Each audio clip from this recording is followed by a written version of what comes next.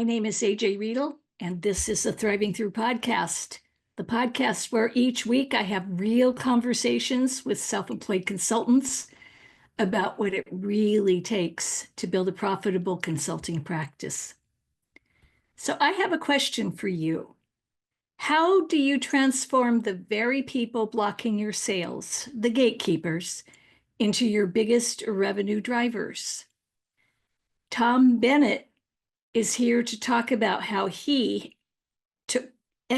answered that question. Tom is the founder of the Money Connector, known for helping businesses save thousands on taxes through strategic partnerships with CPAs and tax professionals.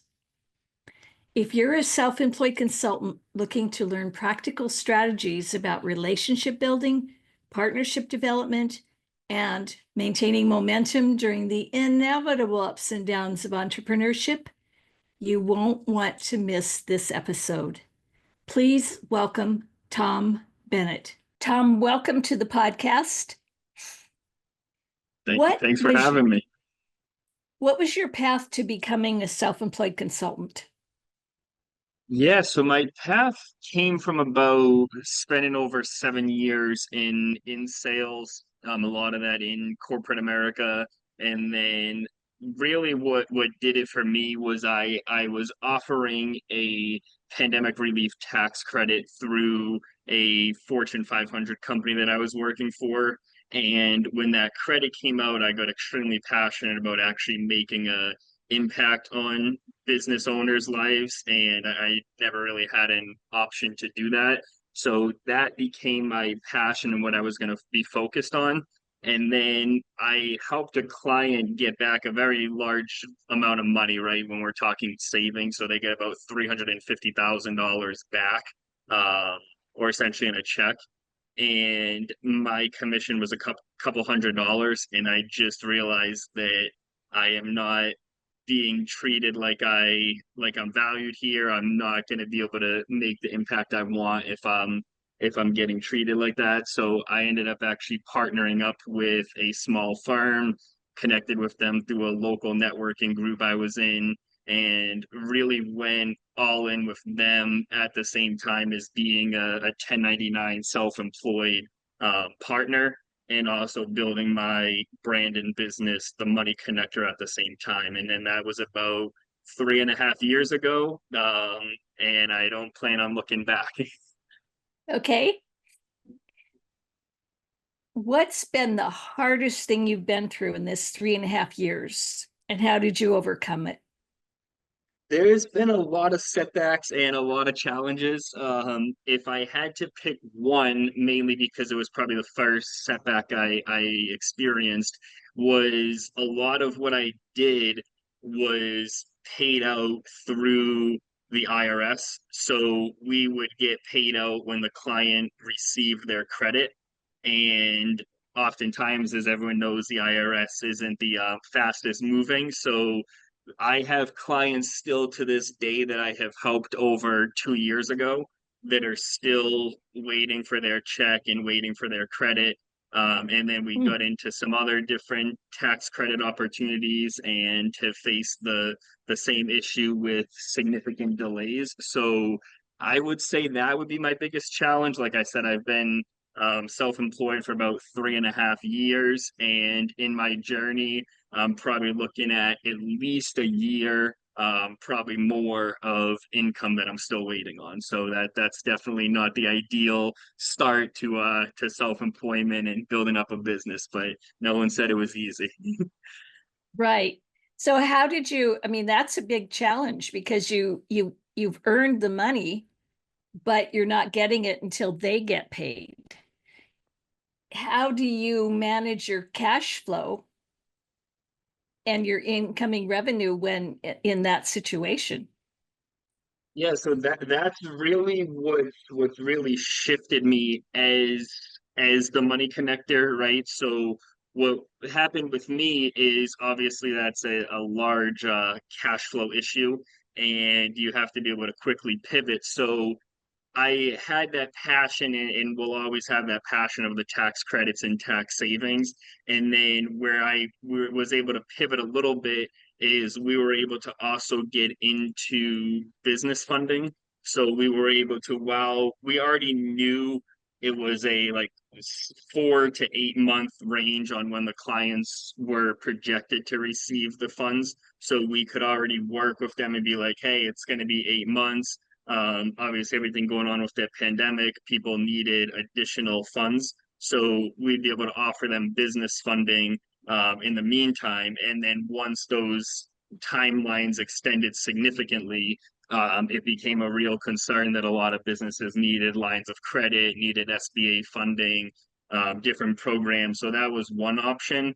And then also under the brand, the Money Connector has really helped me handle all things money relating to a business. So I've been able to get into creative insurance options for business owners. I've been able to get into obviously the lending that I've talked about. And then since that happened, I've been able to get access to about 20 to 25 other tax and interest savings programs. So really to the point where I can focus on some things for more of a quicker cash flow, but still keep my focus on that tax saving side of things.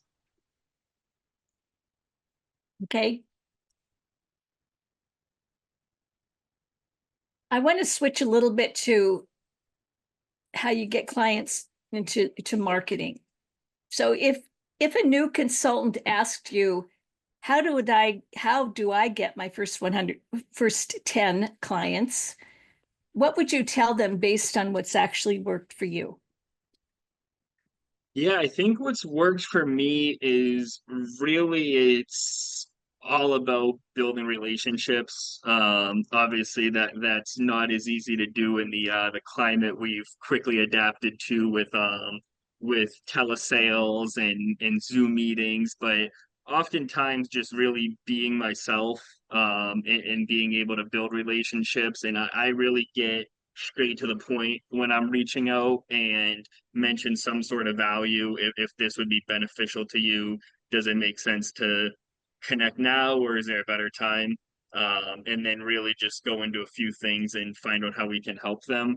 And a lot of the people that I'm reaching out to has been through relationships that I've built over the 10 years of being in sales, but also building momentum around who I'm helping, right? So that's kind of how I structure how I'm bringing in business. So I might help a real estate company in New Jersey and then ride that momentum and now reach out to whether it's other real estate firms in that area or maybe it's just businesses in general in that area. Hey, we're helping ABC company do this. Is that something that would help your business?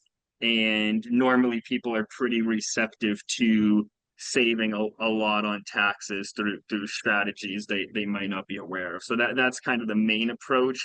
And then more recently, kind of like two parts to that, more recently has been building up referral partners and different partnerships with CPAs, accountants, bookkeepers, other business to business advisors. And that's become pretty quick growing. And I think just working alongside other advisors has helped me grow the business pretty quickly as well. Okay. So you're developing sort of almost affiliate partnerships, where you provide a service that they don't provide. So it adds value to, they get added value because they can now offer your services to their clients. It sounds like when you said you reach out to say this example you gave of the real estate in New Jersey. So do you do cold calling? So I do it. I make it I'd say it's more of a warm approach. Like it's normally I've already been given a name or I've already connected with them or worked with them. So even when I am kind of calling around, it's typically the person that I helped has mentioned their business or who to reach out to. So they're already, maybe they know I'm calling, maybe they don't, but I think there is more of a warm aspect to it. But at the same time, I would say in my 10 years of experience, 95% of my success has come from picking up the phone and building relationships. Um, and I think I grow off of that. So I have other strategies in place, but I think that's what I've done to build the foundation and something that I love doing to this day. Okay. So, you asked the all important question of a current client that I think a lot of consultants are afraid to ask is, who else do you know that could benefit from my services? So you Yeah, and I think actively it's the seek. Go ahead. Yeah, and I think that's the quickest way to really build your brand and reputation, right? Because it is all about relationships, and when you help someone and bring value to them, they're naturally, if you do a good job, they should have other people for you. And I think it's something that I early on in my career I was dropping the ball on, but now it's just such a huge and important piece is just asking that. Who else comes to mind, or do you have another handful of business owners that would at least benefit from a quick conversation? And normally they're at least giving me one person, and maybe that turns into a huge partnership. But yeah, I think that that's a very important piece to growing a business. So you are comfortable with sales. You've been in sales for 10 years.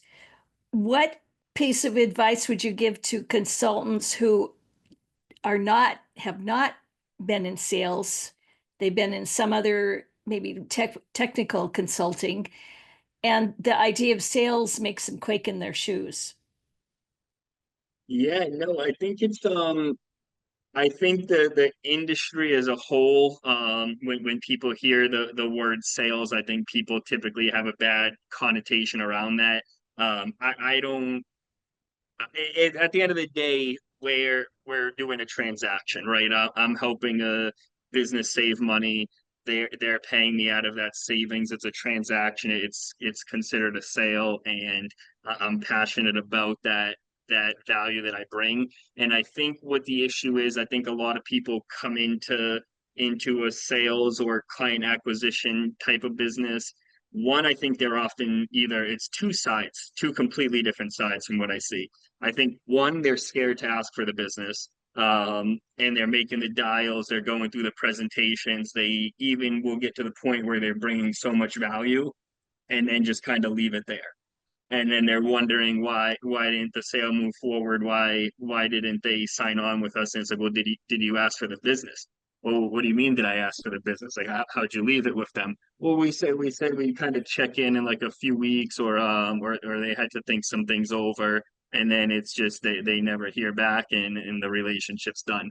That I think is one side. I think the other side is people, I think they're just depending on how they're trained. I think there's a lot of aggressive and like pretty pretty out of the norm sales tactics out there, especially more recently, I think with the internet and TikTok and everything. So I think a lot of it is just hard hitting tactics that people kind of see right through the BS from the beginning. Um, and I think you're ruining that relationship from the start. So I think there's really two different things where sometimes it's they're not asking for the business, and then sometimes I think they're trying to force the business right from the first 30 seconds. I think those are the two different things. So I would say the advice I would give is just really understand what you're offering, but don't get stuck into that analysis paralysis, know enough to be dangerous. I think activity is the most important piece and building relationships. And then obviously asking for the business. And then in between there, obviously follow up is very important, but kind of having your own system that you follow and make sure that it's authentic to you, right? And not I know obviously a lot of companies have a specific process, but I do think it's important to tailor it to you as an individual because people want to know, like, and trust you and buy from Tom. They don't want to buy from ABC Corporation. I think that that's a very important thing when starting out. That's great advice. And asking the hard questions that could, I think a lot of people are afraid of getting that word no. So they don't ask. And they hope that that person that they're talking to is going to ask them, but it doesn't happen. That's exactly right. No, and I think that's I forget who said it, but it's like there's so many different sayings around it, right? That it takes 100 no's to get to a yes, or every no that you get gets you closer to the yes. And I think that's important too, because what happens is when you're not asking for the business at the right time, right? You don't want to ask too early. You need to obviously build value and make sure you can help them out.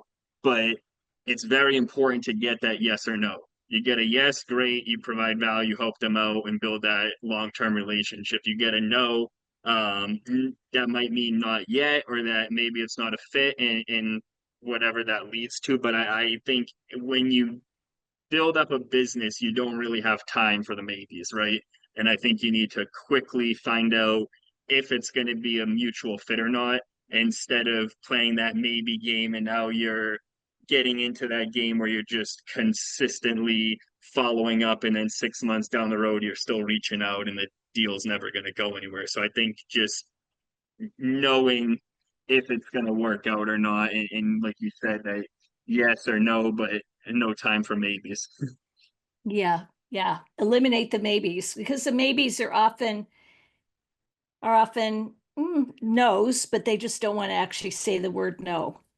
But then Exactly. there's the other kind of, I mean, I always think of three buckets. There's the ones that are going to say yeah, that say yes. And then of course there are ones that say no, which is fine. It's not a fit.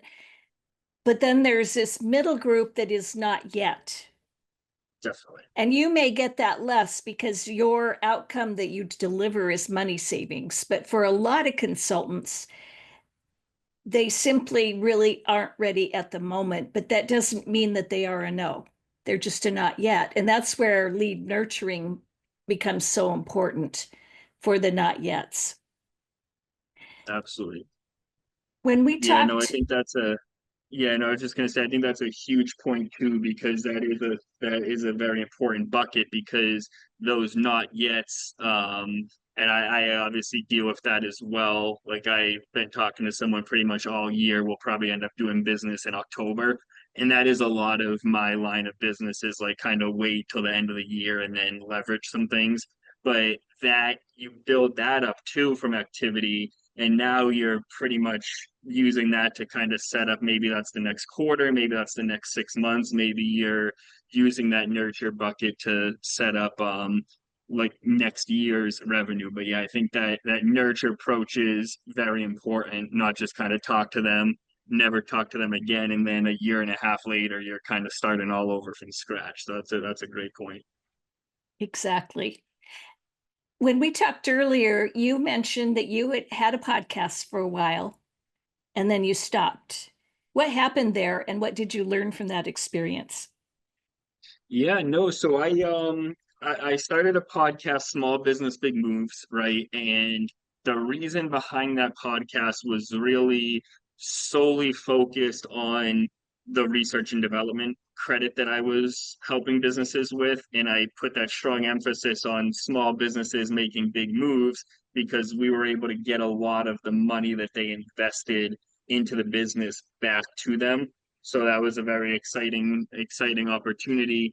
And then what that ended up really turning into, what was really showcasing other businesses. I don't think I really had a set plan in place. So I was kind of getting on, talking to business owners, having great conversations. I mean, I really did enjoy probably about an hour of my week that was spent on that and building those relationships. But oftentimes they were um, people that probably didn't really have any need for my services, and didn't really, from a time standpoint, wasn't the most beneficial for me, I guess from a selfish standpoint. And taking that hour of time each week and then spending time editing it on the weekends, it was just really kind of cutting into work time and family time. So I put a pause on it. I will say here that I think it definitely will be back. I think there's a lot of value that a podcast brings, and I think there's a way to really bring value through that. So I think it will be back, but it's still at this point it is still on pause. Okay. Well, you bring up an important point. You looked at it and you looked at the amount of time you were spending on it and the results you were get, and you determined that it was not time effective. And we don't want to spend all of our time on marketing. So I think that's another important message for consultants is we will try different strategies. And then it's important to go back and look at them, give them a fair chance, but then go back and look at them and say, relative to the amount of time I'm spending on this, is it generating clients? Is it generating leads? And you And I determined that think it wasn't. yeah, and I think kind of piggybacking off that, it wasn't that I was kind of sold into the idea of a podcast. I think it's such a valuable thing and a really good way to build trust and reputation and build a brand as well. Now, I got into the mindset that I needed to produce video content, right? That was a area of focus for the business. So I built a podcast out, and then the plan was to kind of chop that up into reels eventually. But the main point was to make long form YouTube content, and it just Mhm. didn't really resonate with the long form content that I wanted to make for my brand because I didn't want to build a tax savings business but be promoting a hair salon or promoting a tech startup. It's great to have those conversations, but it doesn't really line up with my brand and business. So that's something where I would say next step will be getting more into the video content and then probably bring the podcast back. But it does I think two completely areas of focus that I was trying to tie into one. Okay. Well, and the podcast can be video content because we're recording this on Zoom. So this podcast will go from an audio files will go to the three podcast platforms, but then the video will live on my website. I mean, my YouTube channel. So it can do both, but it sounds like you want to come back to it and look at it from a strategic level of what is this going to do for the business. Exactly. Yes. That's kind of where the point that I got to at this time. Yes. I want to talk about an area that you have also mastered, and specifically you were coming up against a lot of no's because of the gatekeeper called the CPA. So tell me about how you know how you started to realize that they were blocking you from getting business, and then what you did about it. Yeah, no, that's a great point. So, I mean, starting out, I was offering, obviously, like I said, tax credits, pandemic relief. The good thing there is it quickly became very popular. Every business kind of started to know about it and understand it. So it wasn't like I was offering something that sounded too good to be true. So that kind of covered the first challenge. The second challenge, like you mentioned, I ran into is when I'm offering tax credits in checks, a business physically receiving a check from money that they would have lost due to the pandemic. And we're talking pretty large numbers they were getting back. They would actually get to the point where what would happen is I had no problem explaining the credit, getting their information, finding out down to the penny, and I actually had a team of CPAs, tax professionals, tax attorneys had people actually running the numbers down to the penny and then going back to the client with forms for them to sign and move forward. And then sometimes at that point, what we would run into is, well, my CPA reviewed everything. We're actually not eligible, or there's no way we're eligible for this amount. And those were the common things I heard. So we would then go back and explain that this is through all the information that you provided us with, all the tax documents, P&Ls, tax returns, 941s, everything. And then they would just still kind of push back. So what I started doing was at first explaining that let's get on a call with your CPA or accountant, go over everything, explain the program and why this is legitimate. And that helped oftentimes. There was oftentimes too where their CPA, whether they were too busy or wouldn't take the time to meet with us or just set in their way. That happened a handful of times. And in that case, what I started doing was really pushing home the point of, and these, the handful of cases that I'm talking about were all over six figures. So when I would reach out, I would just let them know. I think one lady I must have spoke to 20 times. She ran an auto shop pretty local to me actually. And I probably reached out about 20 times just over the course of a year, explaining to her that how this is calculated down to the penny. I can't sit back and let your CPA cost you over $100,000 in credit to your business, and then just staying consistent with that and getting them across the finish line. I think that's something that process then was able to help me get more efficient with that. So it wasn't, oftentimes I was not following up 20 times with the same business. It was oftentimes like a one or two, maybe three call conversation. But that for whatever reason, I was very passionate and determined to help that business out. But then there was also, like I said, a handful of other conversations that were pretty similar. And I think what I've Mhm. really broken it down to at this point is early on, I like to get the CPA or accountant involved. Um, the other thing is that I mentioned up front early on in communication is more than 99% of CPAs focus really on tax returns, making sure the business is paying their taxes, and try to help them maybe with some like depreciation or write-offs and strategies like that. But it really is less than 1% of CPAs that actually focus on tax strategy, education. It's not part of their licensure. It's not part of their requirement. So they really don't spend time on tax strategy, getting to know the tax code, getting to understand all these programs like that.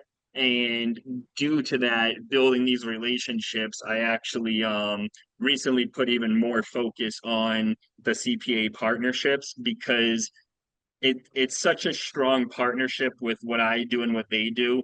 It just makes sense to work together. So this last week, actually, I had a CPA out of New Jersey had reached out to me, and he said, Tom, he said, I've done everything that I can for my clients. I've saved them as much as I can.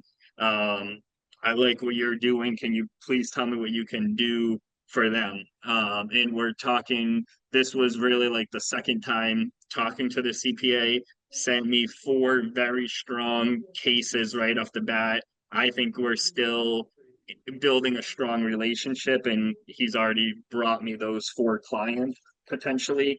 And there, we're talking one individual that is making $4 million a year in income and paying way too much money in taxes, and then several others kind of in a similar position where they have a very large tax liability.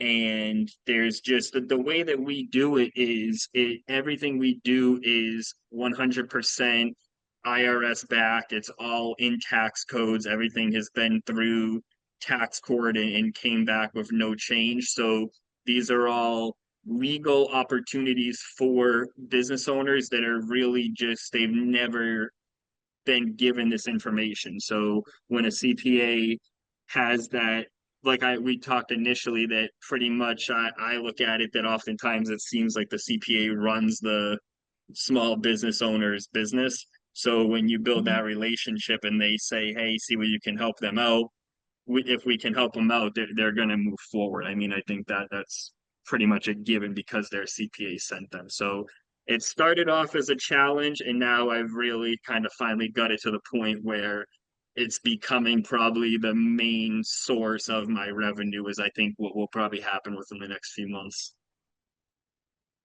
I love that your example, because you have you you got out there, you made the calls, you found the objections, and then you found a way to make it work. You pivoted based on what you had about getting out there. And it to me, it says, I always talk to consultants and say, action creates clarity.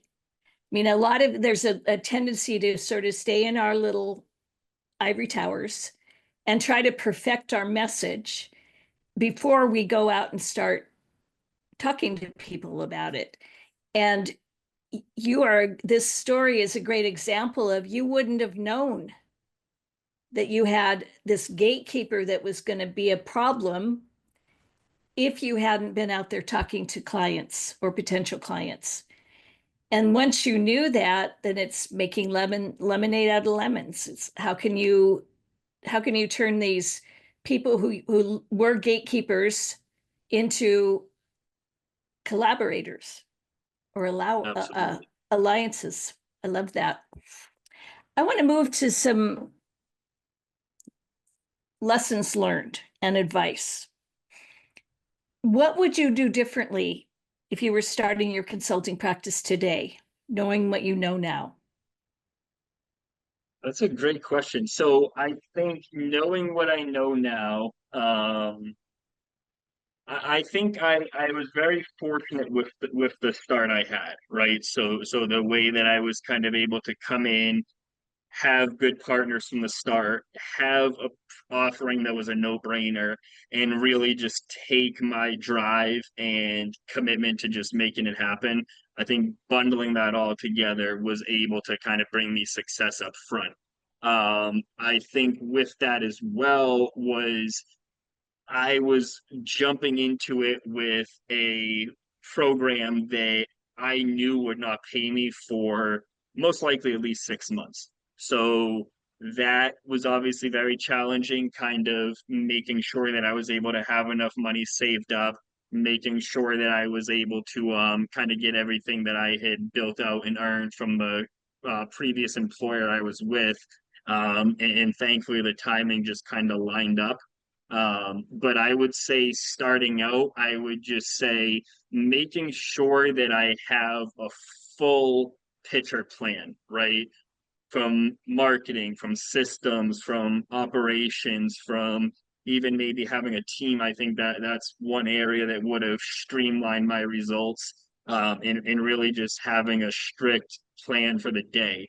Um, I think I oftentimes would lose focus or focus in the wrong area because there was just so much opportunity and so many businesses that I felt obligated to get in front of. I think just really taking some time to step back, make sure everything's kind of lined up, but at the same time, obviously, you got to hit it hard and pound that activity to build a business up. So I would say starting fresh and kind of taking what I learned, everything I just mentioned. I think partners are very important. I think I got into the point where I was trying to do way too much on my own, and trying to build things out that way. And I quickly realized when I leverage the right partners, it just benefits everyone. And then I think just, yeah, just staying consistent and passionate about what I do, and just not getting analysis paralysis. I think there's a lot of times where we might get stuck in the trap of just learning so much information and what's going on, where we often might be focusing on something that's not actually generating revenue. And that's kind of the mindset change I made, which I also think is another critical point. So I know I just threw a lot out there, but I think just making sure you're in the right mindset, making sure you're motivated and have that drive to go out there and have the conversations, have that activity, ask for the business, and just make sure that you're doing something that you believe in and provides value. I think for like Mhm. 7 years of my career, it was more um, kind of like nice to haves. It wasn't like a true need or value. And I think once you find that, it really makes a world of difference. Great. Very, very useful tips and advice. You mentioned that one of the reasons you left your corporate job was that you wanted to provide more value and have more impact. What's your vision for how you want to grow your practice? Like where I'm at right now. Mm-hmm. Yeah, I think right now with like realistically, I'll even come out here and say it. I do believe that like within the next 5 years, I think I can be a leader. I know I can be a leader in the industry when it comes to tax savings and tax strategy through the partnerships that I have. And I think it's my obligation to get in front of as many business owners and individuals as I can. And I think a big part of that is like we talked about that content creation and just continuing what I'm doing and building those relationships. But for the practice, I mean, it really is just consistently having those conversations with business owners and seeing what type of impact I can have on their business.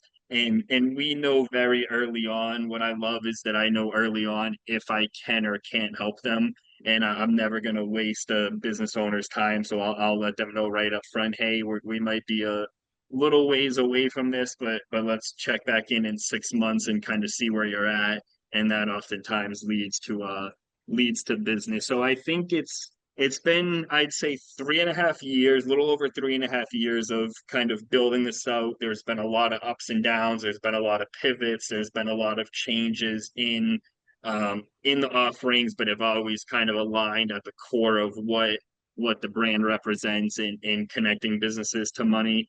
And I think moving forward, it's kind of taking everything that I just mentioned and making sure that I stay disciplined on that and just continue to grow the business with leveraging all the right resources. Okay. As we wrap up, I want to point out or bring to you said something that I think is really important, and you've said it a couple times. You have an obligation to make these business owners aware of the savings that are available to them. And that really stood out for me because I hear consultants say, well, I don't want to be too salesy. I don't want to be too pushy. You have the kind of mindset that says, I have a valuable service. I'm saving people money. I'm doing them a disservice if I don't talk to them. And that is an important pivot that I think consultants need to make so that they're not going in hat in hand like, oh, I don't want to bother you, but will you talk to me, please? Uh, I really, where did you get that sort of mentality? How did you develop that, or have you always felt that way? I have not always felt that way. I think, like I said, I think the first 7 years of my career, I didn't feel that way at all. I liked what I did. I was selling products that were very beneficial to a business owner, but it wasn't changing the business in the business owner's life. And I think, obviously, you have to first kind of find that passion. But two, I think what it was for me was I was seeing business owners' doors shut down left and right. I didn't realize how passionate I was about small business, but just pandemic hit, businesses shutting down left and right. I'm talking to business owners that are in tears saying their business is going to shut down, or hundreds of clients that I talked to that their business stayed alive because of the help that we're able to provide. And I think that's just continued to grow my passion every day.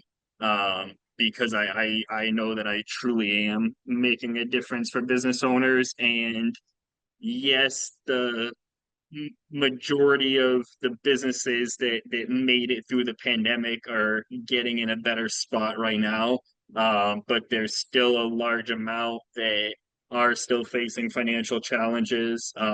Business owners that are really facing financial challenges because they've had to put everything that they have into keeping the business alive. And then I think we also never know what's going to happen as well. For a small to mid-sized business to stay around, it's not easy. So when I can come in and save them on probably one of their largest expenses, it gets me very excited about what I do. And I think that is definitely, to your point, I think a consultant really does need to make that shift to really get to where they need to be in business. Because as a consultant, your job is to bring value to your clients and make an impact on their life, whether it's the business, their personal life, whatever you're offering. And I think if you're worried about bothering them or being more of a nuisance, then I don't think that maybe it's the wrong offering for you, or maybe it's just you need to kind of find that passion. But I think that that's a very important piece, and I think people definitely see through that.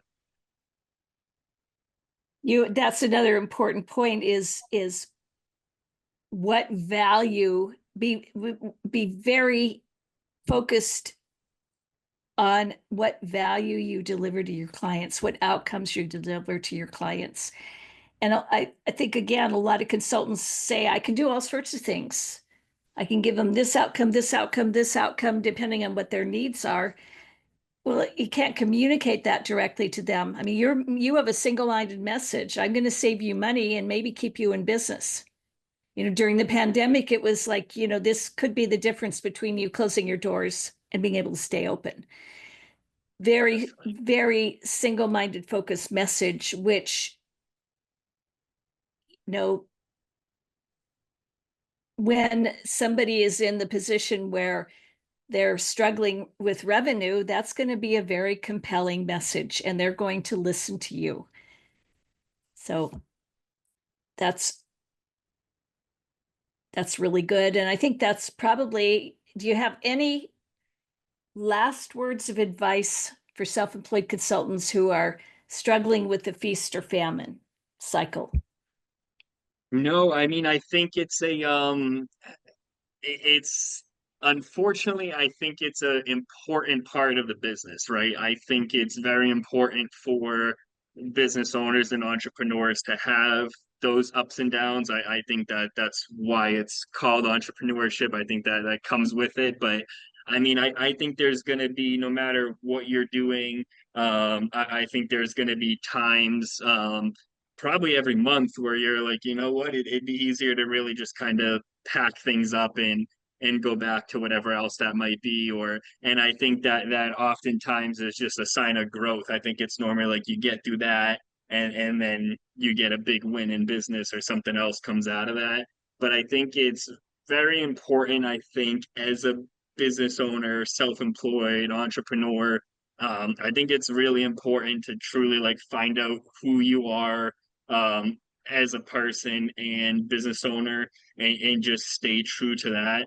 I think one of the biggest issues we see is people try to align more, with someone that they might not be. I think that costs them business, and I think it kind of ruins those relationships. So I think just kind of being able to build something up, be yourself, be passionate about it, and help as many people as you can, I think.